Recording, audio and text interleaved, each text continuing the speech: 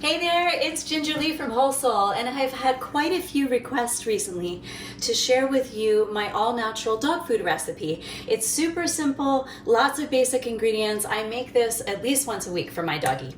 So in our little crock pot, we have 3/4 of a cup of brown rice, and to that we're gonna add 1 pound of ground meat. Now for my little emperor, this week we're gonna use ground turkey, but we switch it out between beef, chicken, sometimes pork, turkey, just to add a nice little variety. So let's pop this guy open. And we're gonna lay this down in a nice little layer on top of the rice. Excellent. To that, we're gonna add 1 pound of frozen vegetables or fresh vegetables, but the easiest thing, right, is just buy a bag of frozen peas and carrots.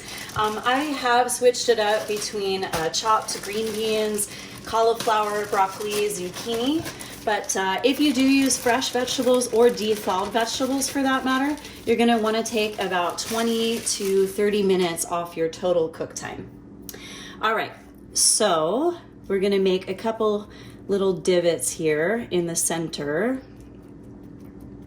and let me tell you why.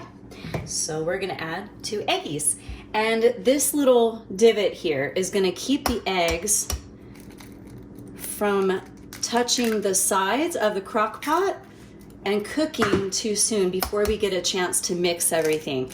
I found with this recipe that I prefer things to cook in their layers for about an hour to an hour and a half, just to make sure that that rice on the bottom cooks through.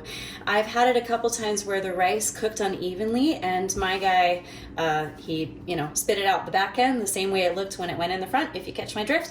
And we don't want that, right? Because it means his body is not breaking it down and assimilating the vitamins and the nutrients. So to prevent that, you're gonna want it to cook in the layers about an hour and a half, and then towards the end, about 20 minutes before it ends, it's gonna come to a nice bubble, and you wanna keep it that way for a little bit before you remove it from the heat or turn it off. Okay, next we're gonna add 1 3/4 cup of water around the edges there. Okay.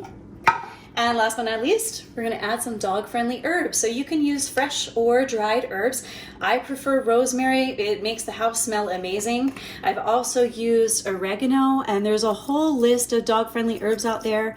If you wanna experiment and switch some things up, please do. If you do change some of the herbs and vegetables, please always check that they are safe for dogs before you use them, because as you probably know, there's quite a few things that are perfectly safe for humans to have, but not so much for doggies. So definitely do your research and just always double check that.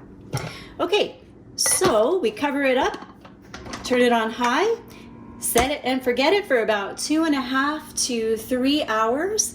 And again, you do want it to come to a boil towards the end. And the way we use this is we mix it in with his kibble twice a day.